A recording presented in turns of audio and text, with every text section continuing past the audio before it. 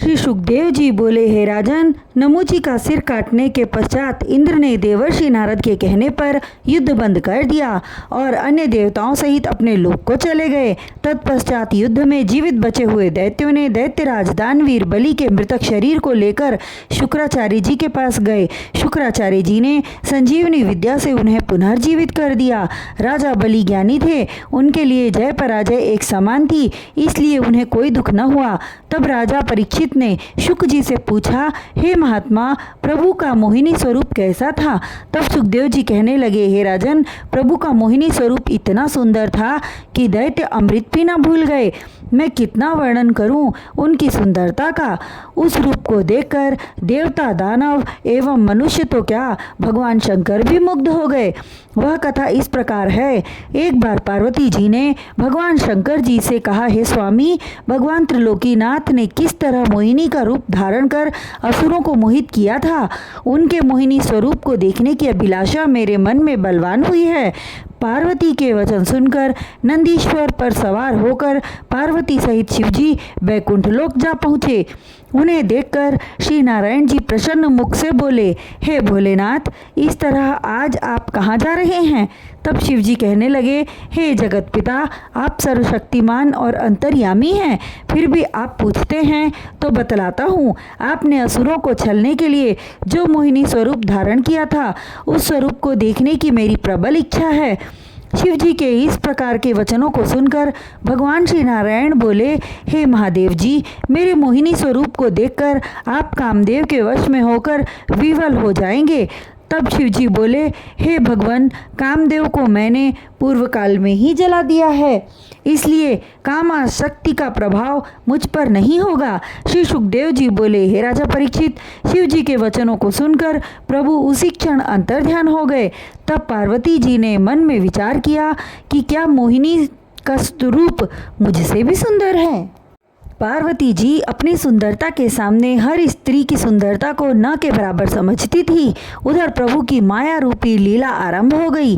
पल भर में प्रभु की इच्छा से वहाँ एक रम्य सरोवर का निर्माण हो गया।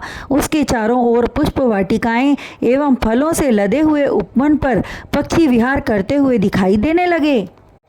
भंवरे पुष्पों का पराग चूसने लगे। उसी समय एक परम सुंदर स्त्री वस्त्राभूषणों में अलंकृत होकर गेंद उछालती हुई दिखाई दी। वह घुंघरूदार जड़ाऊ करधनी पहने थी। उसके चलने से पैरों के नूपुरों से अत्यंत मधुर संगीत में स्वर उभर रहा था।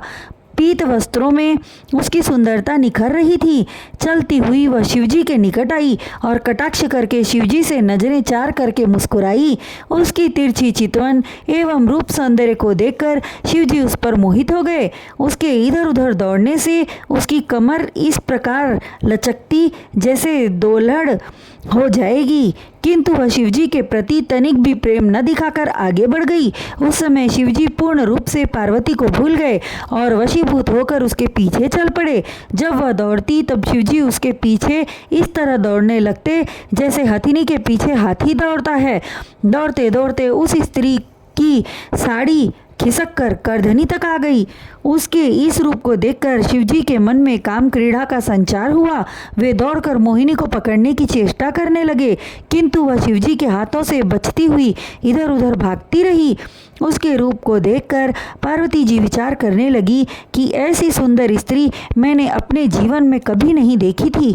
जिस समय पार्वती जी इस तरह विचार कर रही थी, उसी समय शिवजी ने मोहिनी को पकड़कर अपने कंठ से लगा लिया, किंतु पल भर में वह शिवजी के हाथ से छूटकर अलग हो गई और पुनः दूर भागने लगी और शिवजी की विफलता पर हंसने लगी। यह देख शिवजी कामातुर हो पुनः उसे पकड़ने के लिए दौड़े और कुछ समय बाद उसे पकड़ लिया। मोहिनी उनके बाहुपाश से छूटने का प्रयास करने लगी। इस खींचातानी में मोहिनी के वस्त्र ढीले होकर पृथ्वी पर गिर गए। मोहिनी की नग्न अवस्था को देखकर शिवजी की विह्वलता और कामासक्ति तीव्र हो गई, जिस कारण उनका वीर्य अस्खलित होकर पृथ्वी पर जा गिरा। जिस स्थान पर उनका वीर्य गिरा था वहाँ सोने चांदी की खानें बन गई। उसी समय भगवान त्रिलोकीनाथ अंतर्ध्यान हो गए। तब शिवजी निराश होकर विचार करने लगे कि शायद वह मोहिनी से तात्पर्य है, फिर प्रकट हो।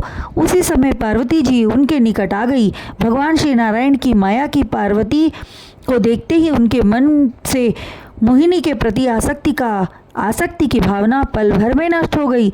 तब भगवान श्री नारायण हंसते हुए प्रकट हुए और शिवजी से बोले, हे महादेव जी, आप कदापि चिंता न करें। मेरे इस मोहिनी स्वरूप को देखकर ऋषि मुनि एवं बड़े बड़े तपस्वियों का मन चलायमान हो जाता है। केवल आप ही ऐसे हैं जो मेरी माया में फंसकर उससे निकल सके हैं, इसलिए अब आपको मेरी माया नहीं सताएगी। इस तरह भगवान श्री नारायण ने शिवजी को बोध कराया। तब शिवजी ने उन्हें दंडवत प्रणाम किया और प्रसन्न मुख होकर पार्वती सहित अपने स्थान को प्रस्थान कर गए।